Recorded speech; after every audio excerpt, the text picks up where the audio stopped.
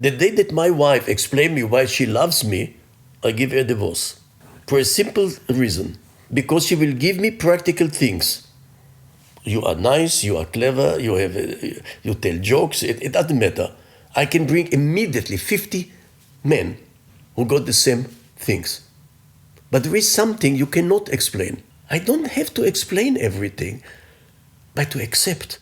How do we limit ourselves on how much we perceive? And why is planning so dangerous for us? How much are we doing what we think that others expect from us? And how many of our fears come true? In today's episode, I talked to Samy Molcho, probably the most famous mime and body language expert. He was born in 1936 in Tel Aviv, Israel, where he started his stage life at the age of 10. He has lived in Vienna for 60 years and says that the answer no is actually increasing our possibilities.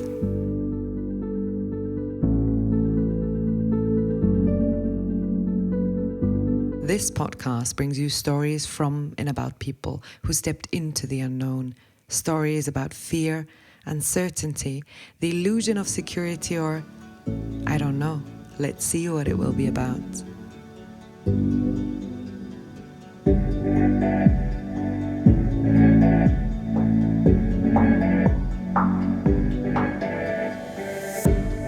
My name is Katharina Bayer, and I will host you on this journey into the unknown.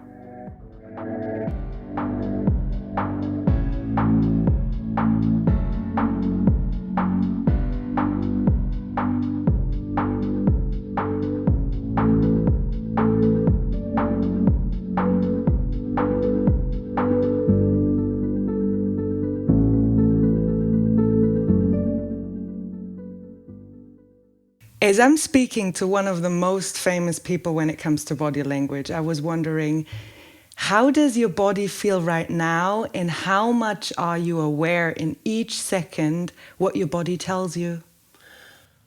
Well, first I feel very well in my skin and in my body, especially when such a nice person is smiling to me. But being aware every second, you can't be. Because there are too many things that the body is taking as information, giving an information. He got a lot of tools. So starting now to be aware on each thing that you just, eliminate any possibility to be active. So we have always preferences. So things which are ordinary, streaming, you don't have to be aware of it.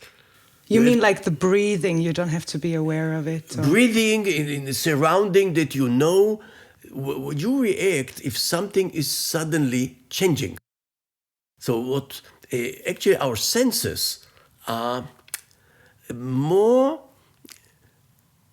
affected, that they are taking the changes in the surrounding or the changes which are happening in my body. In the moment there's a change and it's not in the usual way, then it is coming, all the boop, what's happening. And changes can be a little bit, the effect of is a little bit stronger. It is more intensive, something. It's not in harmony. Then you are being aware of it. What happened? Now we are reacting also of our surrounding. The one is, what do I need from this surrounding? Because I cannot supply all the needs that I have in my own body. I have to take it from outside. For the other side,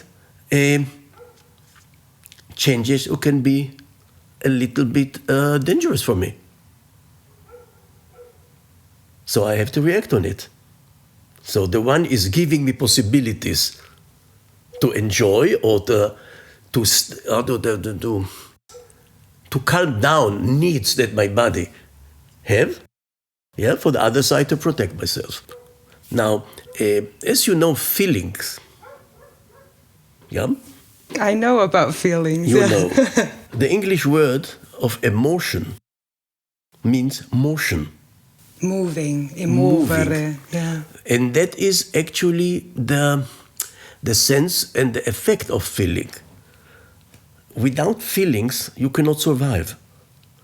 Because the feeling is inside the changes that tells you you have thirst, I'm hungry, I have pain.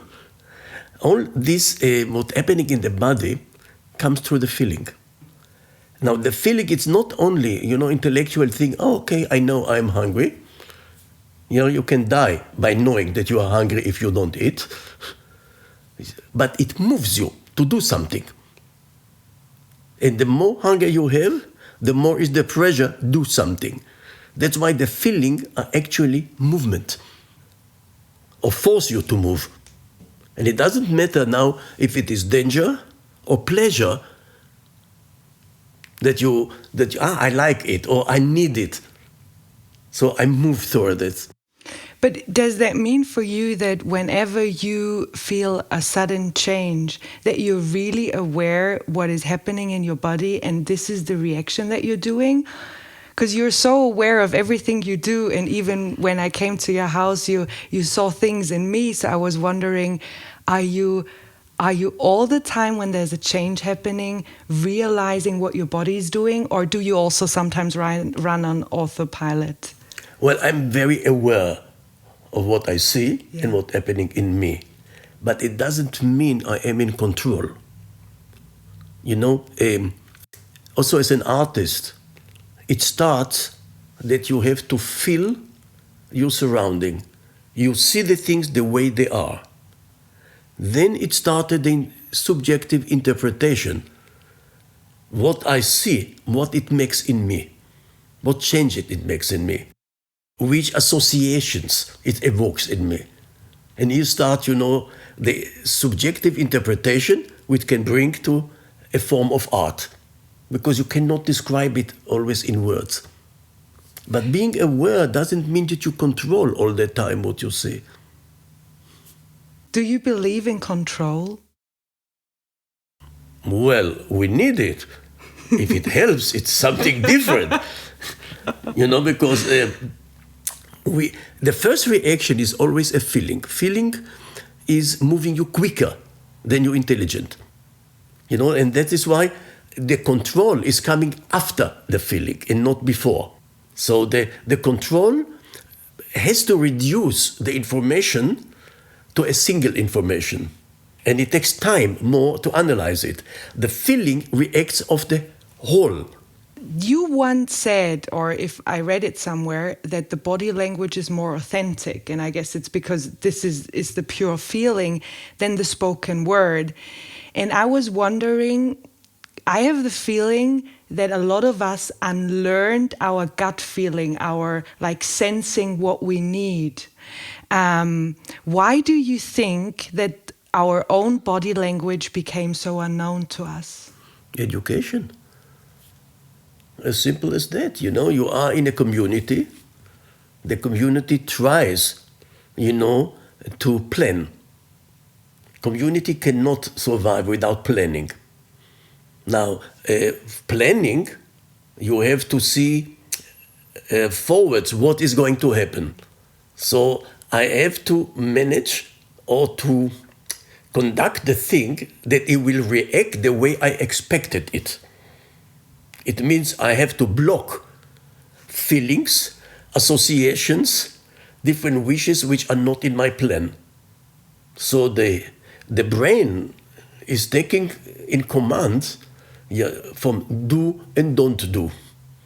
So there is actually, every education is more blocking don't do than giving you the permission what to do.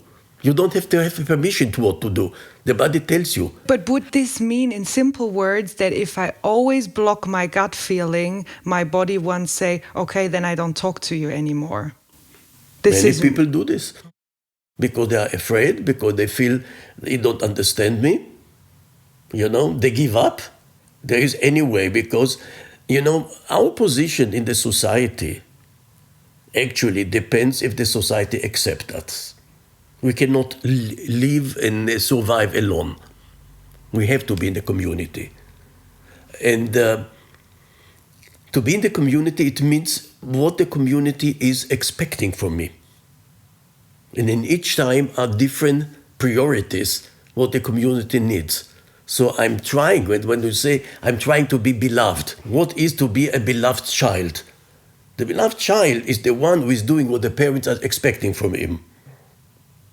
He's paying for it, not doing what is from inside, his wishes, the drive that he gives there. A bad child is the one who is doing or going after his drives, but he pays not being so the lovely child that they say, oh, it's a birthday, he's uneducated, a rude person. Yeah. But he enjoys doing what he wants, and he says, okay, I don't give a damn what the society wants from me. First I hear what I want. But of course, society cannot live that way.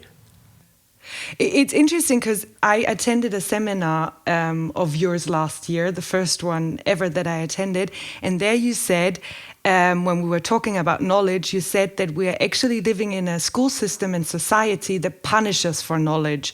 And this would still influence us as adults. For example, that we are sometimes very afraid to ask a question and to be blamed to not knowing. But you said that actually this not knowing provides far more honesty and quality to a conversation. Can you say more about this? Of course. If I think that I know, I'm not in action. Actually, I know everything, so I don't need to do anything. I'm satisfied. But not knowing drives me to search. What are the possibilities? What is behind things? That's why if somebody tell me yes, then it goes on the same line. It's boring. It's predictable. Predictable, but if you say no, now there are the options. Okay, for what really the other person tell me no? For this. If I give him a different alternative, maybe he will say yes. So it opens a big, branch or the angle, that for possibilities. So I can maybe, okay, you say no to this. But if I give you the possibilities, this, say, okay, why not? It's interesting when I watch you now and you said no and it gives you possibilities, your eyes opened and it gave you looked younger, more playful, like you like to have the no, of like course. you want to have the possibilities. Because this is what makes me alive, that looking and searching for possibilities opens also my mind. Suddenly you see the world is not only this. If I look at a child. The difference between a child looking at a chair and an adult man. For adult men, a chair is an object that you sit on it.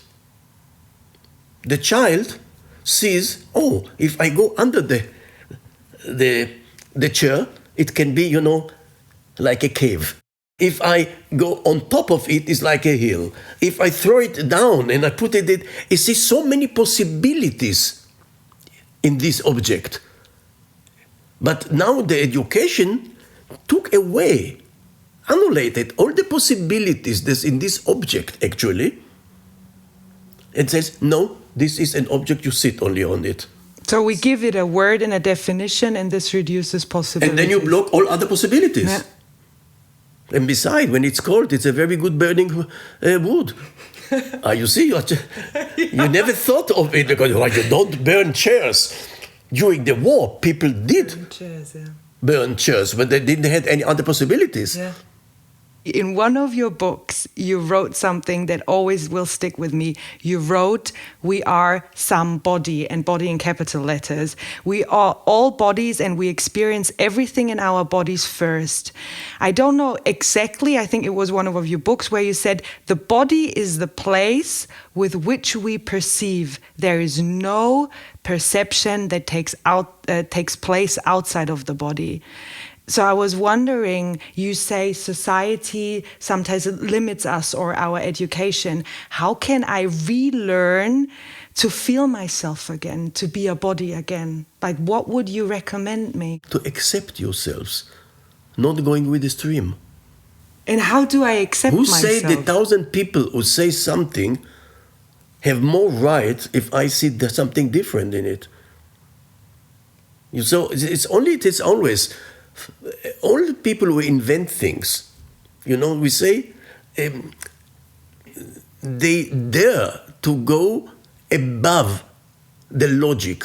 The logic actually blocks me, inhibited me. Yeah. If I take a metal and I leave it, it falls down. So a metal cannot be in the air. Is it right? Because the moment that you drop it, it falls down. Of course, somebody may be being aware when I throw it. So there is a power working on it, and the more that this power is moving it, it stays longer in the air. Now, today, we are going in airplanes and different other things. But it combined things which have been not logical. The logic comes after you have done it, not before. Before, the logic is it falls down. After he invented or combined different things together, now he said, well, it is logic. But in looking backwards, not forwards. Isn't there the saying, like, everybody thought it's impossible until somebody came and just tried it? Or you say, there is something which say, till somebody come who didn't know it. Yeah, that it's impossible. But you know what you asked before, if there are things outside my body, maybe. There are soul, there are different things, but my inhibition is that I can only being aware of something which works on my body. If it doesn't influence my body, I'm not aware that these things exist. Can you give me an example? In this room now, there's some concerts and music.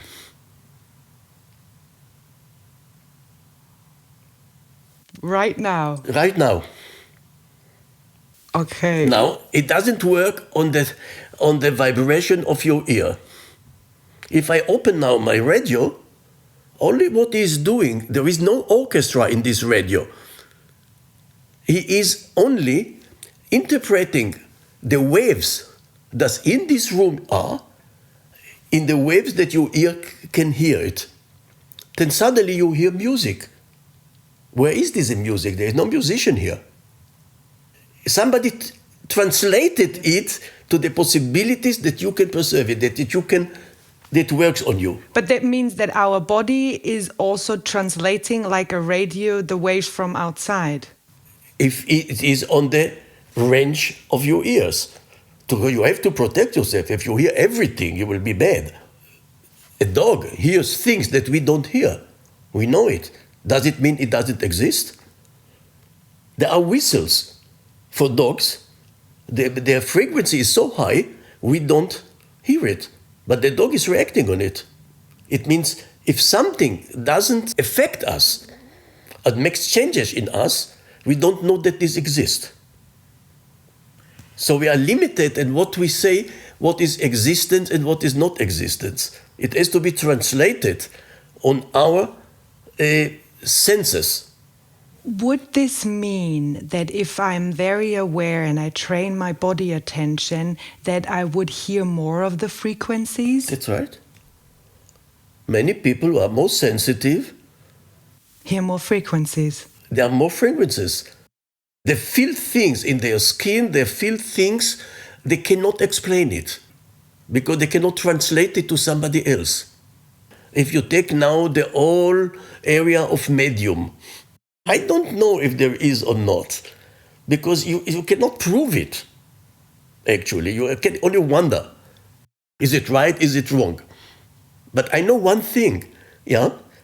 Maybe he got a transmission or the ability to get waves or energy that I am not able to do it. Doesn't mean they are not there. For me, they are not there. For the other person, they are there. So we always stay in between that you say, I can accept it or not, I can believe it or don't. But you cannot prove it. And many things, we invent different instruments which are translating in the end of the line, they have to translate it into the possibilities for my senses to perceive it. But now I want to come back to a topic you said before that is for me relating to this. You talked about needs.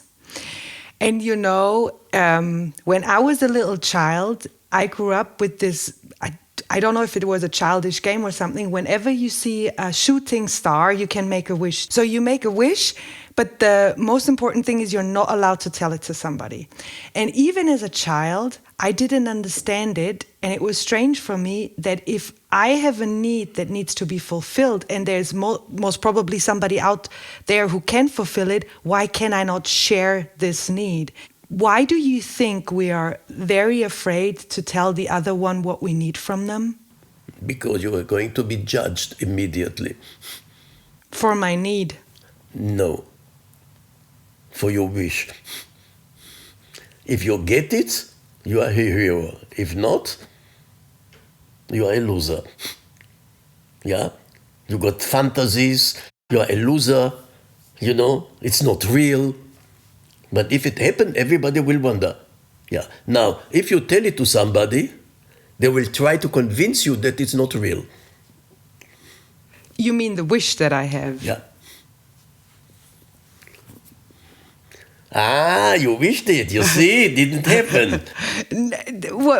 I understand this, but I was first thinking, do we not share it because we are afraid to get a no? Yeah.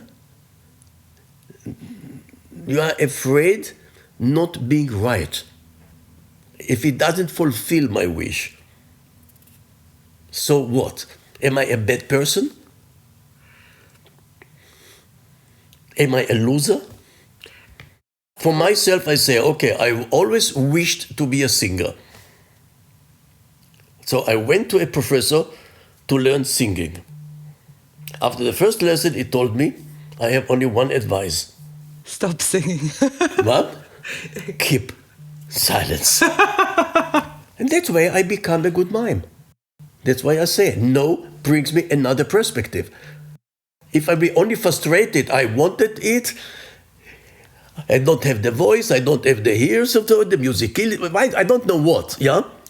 And then I stay in this no and in my frustration. Instead to say, okay, I can't do this. What are the other possibilities? I become a good mime. And when I sing as a mime, there is never a false tone. It's always right. When I looked up the word mime, it comes from the Greek and it says to imitate somebody. Is this correct? Well, that's the to mime. It's to give a personality to somebody. I don't have to imitate Mr. X. I imitate a person, a character in a certain situation. So it is, of course, I mime him. Mm-hmm. I give him a personality, I give him and so on. Now, of course, I can have different examples in my brain. Say, it reminds me this and this. It reminds me this person in this situation, which I can use it. Which feelings I had when I've seen it. How was the feeling when I see him? The way that he was walking, the way he was speaking. It was a different energy in his body. It was a different ways that he carried his body. So if I put it in my body, I will feel the same. And that is the mime. So that means when you are miming someone and you try, for example, I don't know, have the same speed of walking, try to make the same gestures with your hand, that you actually can get a glimpse of what that person is feeling when the person is moving like this? If you are sensitive enough, of course. Because what happens in him can happen in you. is enlarging my own person and my own experiences. Because also in my life, I experienced things which I say, wow, I never knew that I could be like that, or that I can do this and this. But it means the situation broke the habits, or broke the what we are doing, the everyday Patterns. the patterns in me, and give me new patterns that I never thought I can be so like powerful, or do things like this and so on. And it means something in my body opens the different, it activated other boxes in me that have been, closed. Yeah, but this is a new possibility then, again. So with each partner, you are a different person. With each partner, he opens in you different cells, different reactions. Without him, they will be sleeping. And you will never discover that these are things that you have in yourself unless you block it. Because you are afraid to experience yourself in a very intensive form. You have never done it before. I have in my book about the children body language, and I call it feeling orgasm, the emotional orgasm. Now, what is orgasm? Orgasm is this unloading, the energy. But is it like overwhelming as well? Overwhelming. Okay. But now see what happens when the child in a swing? In a swing. Yeah. It's every time it gives in him excitement, that he don't have it normally. Yeah? And the more that he have it, the more excitement it is. It is overwhelming him. But he's getting used to have this experience. The father takes the child and throw him in the air and get him and say, you are safe, But and I catch him. But every time he throw it in the air, the child, because there is a fear and excitement. And in a certain way, I trust my father that he will. Now the mother is coming, don't throw him in the air. Don't you see this screaming? And they say, yeah, but he's screaming in joy. Now, if children are not experiencing these extreme feelings, so they are always in a small range of feelings, what they experience themselves. Now one day, they are in a situation that somebody evokes in them stronger feelings, intensive feelings. They are afraid of it because they never experienced such a thing. So they no, it's too intensive for me. But this would mean that we should be happy if we have intense feelings in our childhood. That's right. Even if they're like intense sadness or something. Sadness, fear, extreme excitement. Because your body learns to cope with it. And when it comes later in your life, you say, I know I can cope with it. And other people are running away from it. They like a turtle, they got in their shell and they say, no, it's too intensive for me, it's too strong. Because they are losing control. The thing is, by this moment, is to losing control and to trust yourself. I'm coming back to myself after. It is like explosion in you. It's explosion in your feelings that you lose yourself. Does it have to do something with the fact, what you said before, that as a child, if my father throws me in the air, I trust that he will also catch me again? That this... Your hope. The hope that he catches me again, but this intense feeling combined with the trust gives me the possibility to actually really experience it? No, first you experience it, then you say, I can trust him. Yeah, my mind took over again. You see? Yeah. First you have to experience it. Because if I said, trust me, you have no experience. Can I? Things are changing all the time. And besides, you are with yourself. Even if you fall down, you experience something. You see? Your father can tell you, you see? Never trust anybody, even your father. It's also a possibility. But That's why you have to experience things. Some things that you experience are good with you. Some things stays as a traumatic experience that you don't want to do it again. Yeah, this would have been my next question on some emotionally experiences are so overwhelming that it actually doesn't give you a possibility to go out to the world, but just to hide inside yourself. Possible. So nobody can judge another person besides being in a situation and how you react in a certain situation. Yeah. Any experience can be traumatic for a person and not traumatic for another person. Like Frankl, in the Second Viktor World Frankl, War, yeah. Viktor Frankl, say, how do you cope with it? You can, when you have pain, what gives you the power to resist the pain, not to resist, to overcome the pain, is the hope. When the pain is away, and how nice feeling it is, there's a release, of the pain. So you hope, for the moment after. What Victor's actually say, the people in the cassette, when they have some aim, I have to survive to tell the other people what happened. I have an idea and I want to survive this idea. I need and I hope that I will meet the family. They are maybe also survived. It doesn't matter, but they have an aim to live for. We give him the power for this. And that's what I mean. When when the Father throws you in the air, you hope he will take you.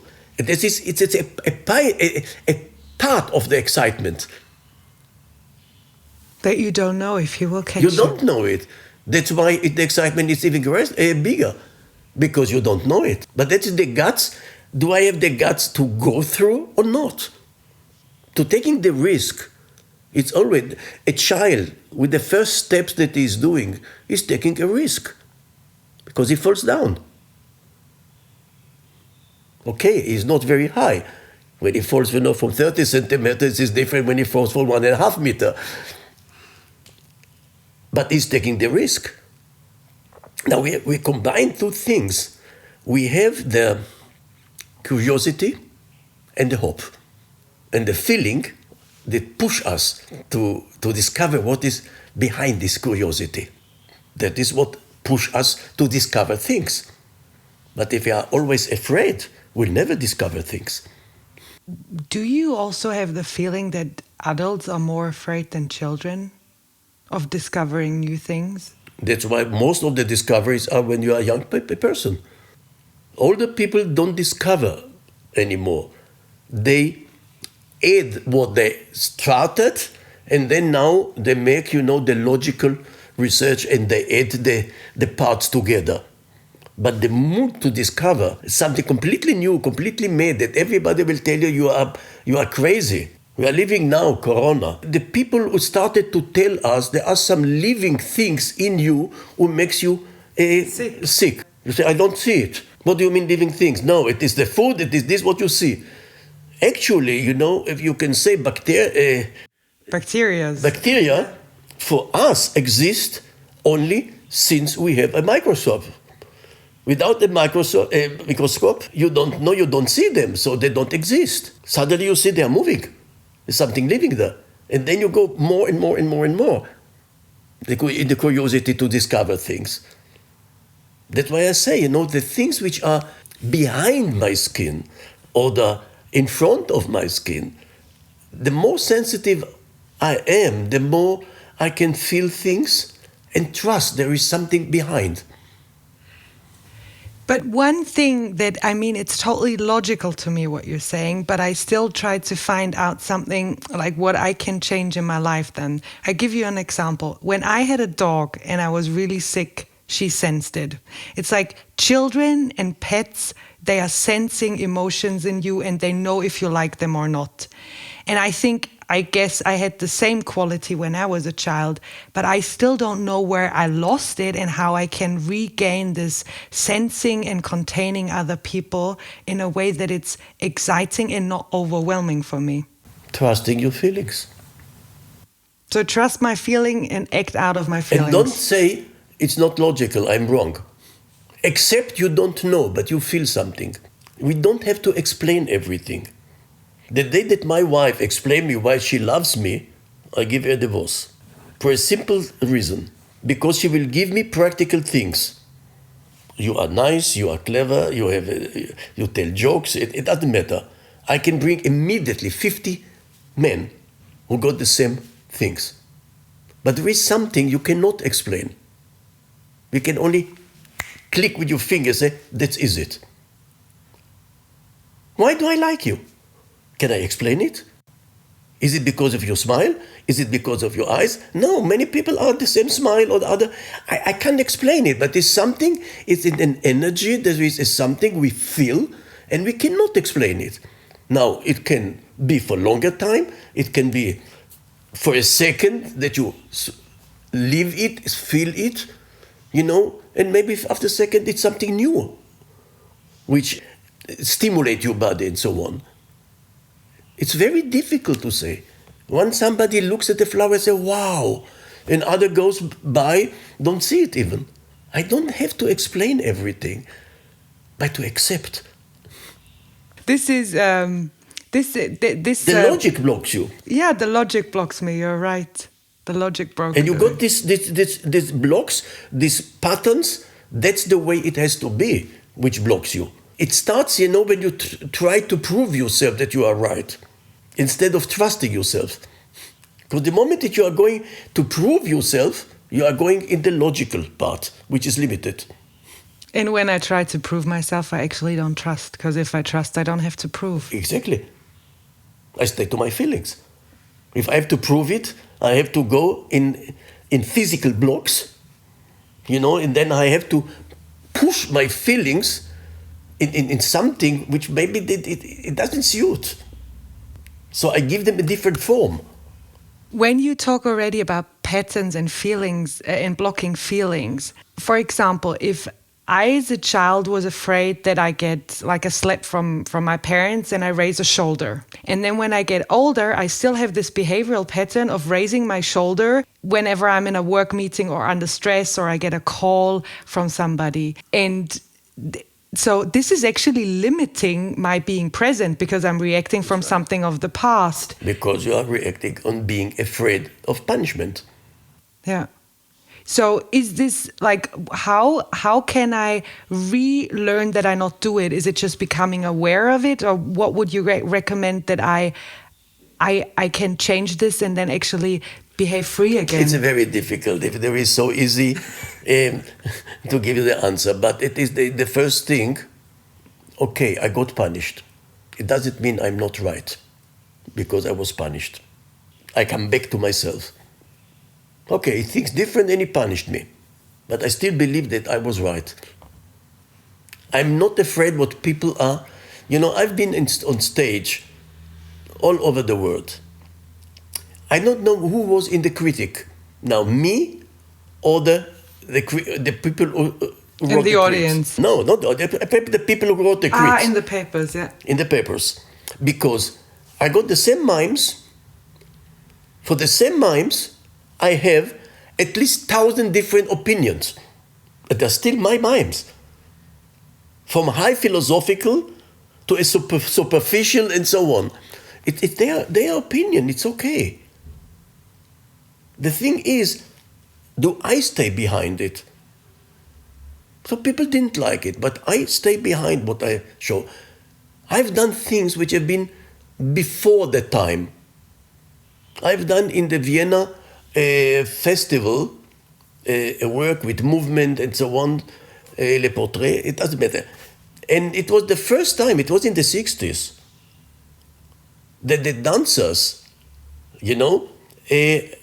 used words or sounds with their mouth. And everybody attacked me. A dancer shouldn't make or shouldn't And I said, why? They are not talking, but the voice is a part of expression. And it was completely new. So I broke something which was not done till this time. Years after, they have done it suddenly. So you started, I think, when I read it correct, with 10, like being on stage, like at the age Yeah. of 10. And then you were a mime and you also lectured students on a theater. Was it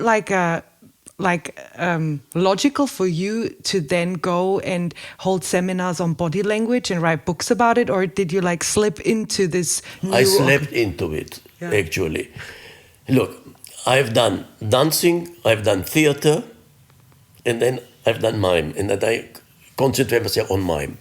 I have a problem in the theater. I can't keep text. I forget. I know exactly what I have to say, but to repeat exactly if it was, I don't know, my brain couldn't take it. In the school, when I have, how to say by heart, to say a poem or something like this, I couldn't. Partly yeah, partly no, but I could explain exactly what it meant in each word. The interpretation had been exactly. So it was for me a limitation in big parts in theater, because the partner was looking for the cue when he's starting, and I have to give him the cue with my body. Yeah. Dancing was not, it was too abstract for me. So I find myself in mime because I wanted to make my ideas, my stories. I'm a storyteller. Performing characters, but before we say, if I change my body, I change my feelings. I change the way the feeling goes through me. A mother who loses her child, the deep pain that she has is the Turkish or Greek mother, or the Scandinavian or the North Germany. It's the same pain. The expression is different. The Greek will scream, throw herself on the floor, and say, "Take me instead of my child," yeah, and so on. The German, North German, she will block her pain not to disturb the other people. Now, it's the same pain, how it will be expressed when I block it, and how it will be expressed when I open it. It's the same. That's what I meant, It's like water. If you press the pipe, it goes different. And when you open the pipe, and give it free, the flow of the things. It's the same thing in our body.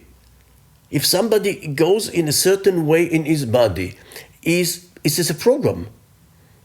If I take my chest back and somebody will make boo, I will go back. If my chest is forwards, my head will come, hey, automatically, without thinking, because the program in my body is in a different state. Now, by me doing different characters in mime, it means I give the characters my body, my breathing. It took it and it became individual. So the first, I give him the form and then he guide me. To deliver yourself to the character you are playing, it's not easy. It's accepting I give myself away. That's what we do when we love somebody. It's being passionate about something, giving. When you are patient, you give yourself away. If you're under control, you don't give yourself away. You enjoy it also, but you don't give yourself away. It's the moment you are not afraid. Now, doing different characters, I've been very aware what happens in my body. That my eyes look different. My attention is on different things. My breath is different. My body reacts different. And that is the start of body language. Now, coincidentally, because I was in the world of theater, a world of feelings, which have been normal for me. Feelings, expressing yourself, being free, free mind, free body, free feelings. Somebody asked me, how do you like to give for us, once, a body language training from the industry? I had a personal manager now more than 60 years that we are together. I've never seen a contract in my life. I'm dyslexic too. So in writing and things like that was not my power. I was very happy that he's doing everything and he left me doing my art. So for me, being with business people, the only opportunity, the connection between me is when they have been sitting in dark as audience. Otherwise, it was not my word. So the first time I come and started with body language and so on, it was completely a different world. It's a new experience for me. People don't believe in their feelings, all the time controlling themselves. I felt, like the child in the emperor new dress. Outside the system, say, hey, the king is naked. Don't you see that you are naked? That was my feeling. And then trying to explain them. When you change this, you present yourself different. The first, when you see somebody, you accept him or you invite him with your eyes before everything. Then come maybe the sound, the smell, and other things. First, you look and what you see, it's the first impression that you have. And you get already, how do you say? Like a picture that is... Like a picture. Now, he has to work to change this picture that he gave you in the beginning. But he's losing time. Why not being the way that you are? Already from the start. Yeah, not from the start. Because he's afraid in his surrounding, in his education. And it's always the fight between the way I feel, the way I think of myself, and the way I present myself. Suddenly, it's not me. It is only what are the expectations from me. I have nothing to fulfill expectation of people. But I don't care if I don't. I am the way I am. What doesn't mean I don't give a damn when I say I am what I am. Of course you are trying, to coordinate, to synchronize with other people, but not by giving myself away. My younger boy, is a film actor. And we worked yesterday. And when we work on the character, he was doing. And I say, Nadiv, you don't have to do. Just be. Yeah, but I said, no, you don't need to do. If somebody wants you in the film, it's the way you look. Don't play. That be there. Be there in a certain situation. You don't have to show me I can do. You cannot play hearing. Just hear. That is really interesting. Don't try to convince me that you are sitting here. I see it. You know what I mean? It sounds stupid. I want to come to another topic. When I think it was also in the seminar that I attended with you, that we were talking about verbally attacking someone is really hurtful, but ignoring somebody is the worst. Like getting ignored from somebody is the worst. Can you explain why you said this and what it has to do with that everybody is looking for recognition and that everybody is wanting to have an impact on other people? What are the things you don't being aware of? Have you been aware that my telephone is here? No. And you know why? You don't need the telephone, and it's not a danger for you. There are two things that I'm being aware, because when I work, there are thousands of things around me. There are two things, that my filter have to take to be aware. The one thing, it can supply my needs. Doesn't matter which kind of this, from curiosity, beauty, or any pleasure or needs of hunger or that. Can it, cover my needs, or is it a potential danger? They are the only two things. If they are either no, I ignore it. That doesn't exist for me. It means not being aware of somebody is either is useful for me, not even a potential danger, is nothing. It means it doesn't exist. And that is nothing wrong for us. More terrible, I don't exist. Existence is influencer. Because you are aware of things that influence you, make change in you. Doesn't matter in which form. Otherwise, we spoke before. You are not aware of things. If it doesn't affect you in any way, it doesn't exist.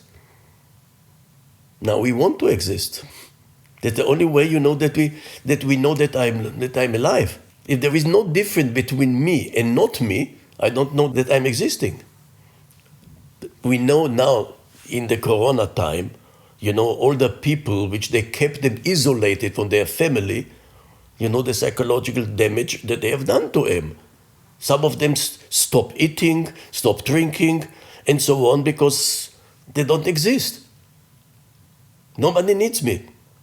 So we need to be in connection to something. The glass will exist for me. There is a word in German which you say Beziehung. Or like you have a relation to A relation. If I have no relation to something, so it doesn't exist for me. We need that people will have a relation to me and so on. Now we are afraid not being accepted, not to fulfill expectation. Now the problem with expectation, you never know what expectation because nobody tells you what I expect from you. And the bigger is, we know what they expect from me and I can't fulfill it. And here is, can I fulfill it in other ways? By doing this, or maybe tomorrow, or maybe in 1 year, or maybe some other person who needs me. This way of thinking, 1 and 1 make 2, there is no other options. It's not the way that life exists. We are always in a net. And the net got different connection with each other. When you move one, it influences all the others. That if I move one, it doesn't influence any other. It's not needed anymore. Nodes. I'm not connected. But this also says what you said at the beginning when we start talking, that we cannot fulfill our own needs at all. Like we need other people to fulfill our needs. Right. I mean, this is the nice thing about this connecting to others. When I was, with the top managers, CIOs and so on, when I say, I'm not dependent from my personal or the workers and so on, I say, you're stupid. You are dependent on a carrot. When he looked at me with the big eyes, I say, you cannot produce the vitamins. So you are always dependent on things. Be aware of this. I'm happy that I'm dependent on other things. And there are so many possibilities in this dependence. I see how much you like possibilities. Yeah, that's life. That's being alive. And I don't have to, all the possibilities to be fulfilled. I'm glad they are there. How can I realize fear in another person, like in my own body or in the body of somebody else? Like, what is the most important signs that I have to watch? It blocks. Any blocks? Any blocks. He breathes slowly. It doesn't breathe, in the normal, breathe in and out. It suddenly, it's this blocked stops. Breathing, yeah. Yeah, the joints are blocked. It doesn't move free. Now, why the blocks are the fear? The first thing to run away is the tension in the muscles. And the release of the muscles make the movement. So we control ourselves because we don't run away, we are good educated. But you see suddenly small blocks in the breathing, in the joints. It means he is afraid of something, but he's not aware that he is afraid because he connects afraid with big dramatic things he sees in movies.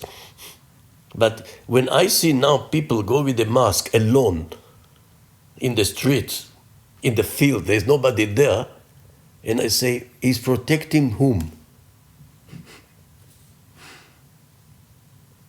The virus that they are in the air, but he's afraid.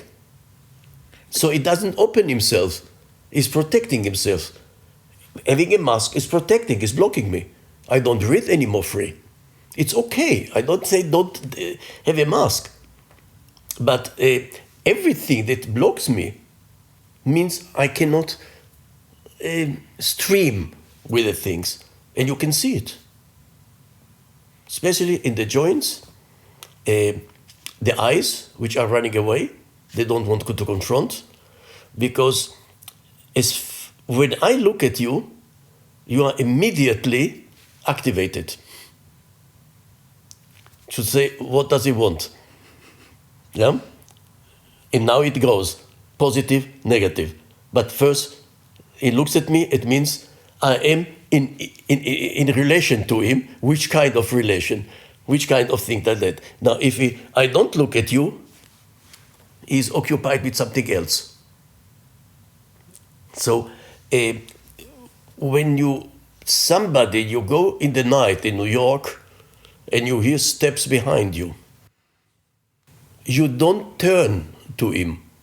Because you know, the moment you will turn, you force him to be active. He has to take position. Either he shoot you, or you shoot him. As far as you ignore him, you don't provoke. Because if I ignore him, he's not existing. As if he doesn't exist. As if he doesn't exist, yeah. You know, we cannot say if it's right this way or this way, but that is the nature that we are reacting. And one of the biggest things is not to fulfill expectations. So this is a recommendation, not to fulfill expectations. I don't feel that I need to always to fulfill expectation from me. If I can, it's very nice. If not, okay, somebody else maybe. But we want to be loved from everybody. You know, it doesn't work like that way. But as you said before, you can see the blocks. Like the blocks in moving, in every joint. In moving, in breathing, in speaking, even being afraid to move the eyes sometimes.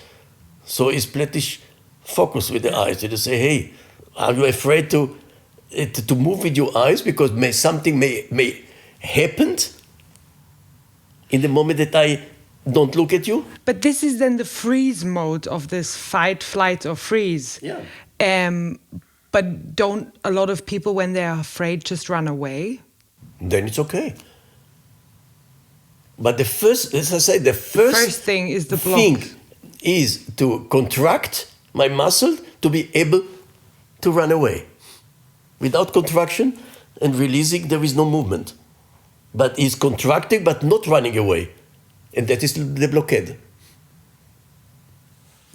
When we talk about fear, I thought long about fear, and then I realized that most of the fears I have are in my mind, and they never became true, to be honest. That's what I say always. Yeah, they never become true.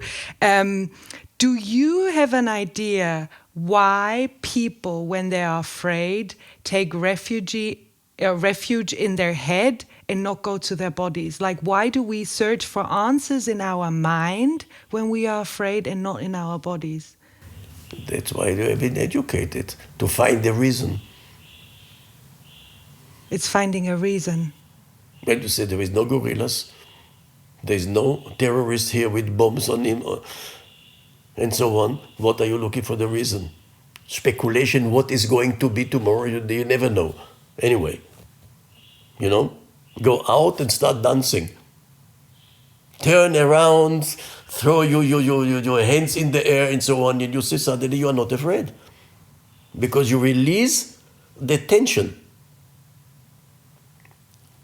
So this is the same thing that if I would feel like I'm stuck, I am afraid, and I make a full open body position like this V pose, this victory pose. This is immediately and not only one there, or dancing around, dancing, just releasing the blocks. Yeah, releasing the blocks. How many times a day do you dance around and release the blocks? Not very much. But everybody got his fears. It's not right that somebody don't have fears. We all have fears. The question is if the fear take control on me or the I on the fear. I would prefer the second option. Of course, you know, because I say, okay, but in the moment there is nothing there. What happened later, I don't know.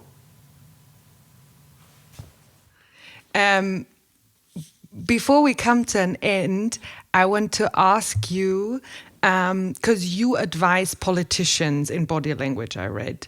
And there are, of course, these evil voices who say, okay, you can rehearse body language that you come across more honest, more authentic, more self-assured. Is it really something that you can train, body language? Yes, exactly as you train language. But the first thing is learning who are you? What do you want? Why are you this and this? You know, you go to politician for what? Be honest with yourself. To impress people, to have power, to do this and this. You know, it is not putting something strange on him. You know, I'm not trying to make from him a different figure that he is.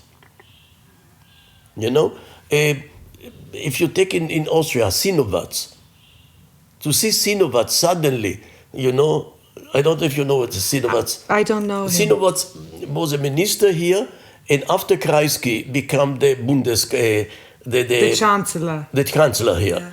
And they tried to train him, you know, with the fist and so on. It was not, he was a good person. It's like a good opapa, you know, a good grandfather. Was his nature. He was the one behind Kreisky. What I say, he was ironing the needs that the Kreisky have been doing.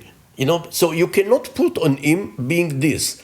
But I say, okay, you are a soft man looking for harmony and so on. Now, how can we take these things and in you transform it in the body and bring it forwards to make it to benefit? That's what I can offer you. That's what I can give you. If you need somebody with a fist, it's not me.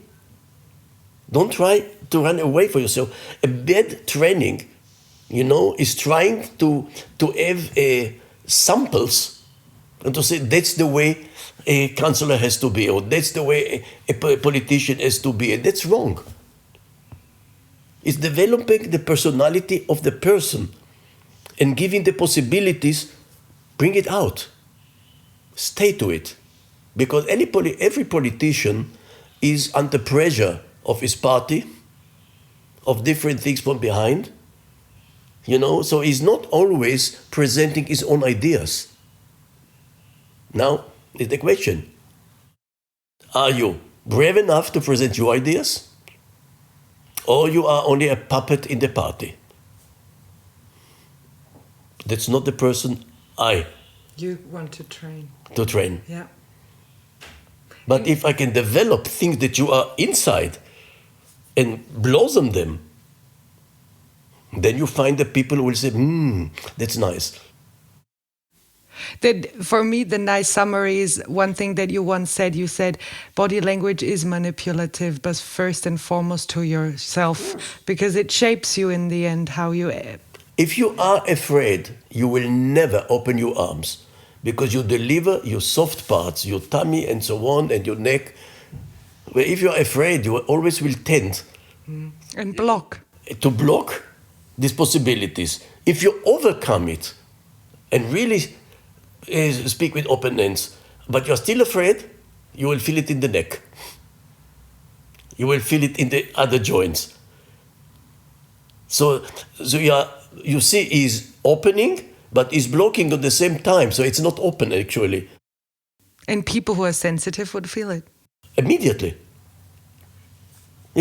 because you see the blocks.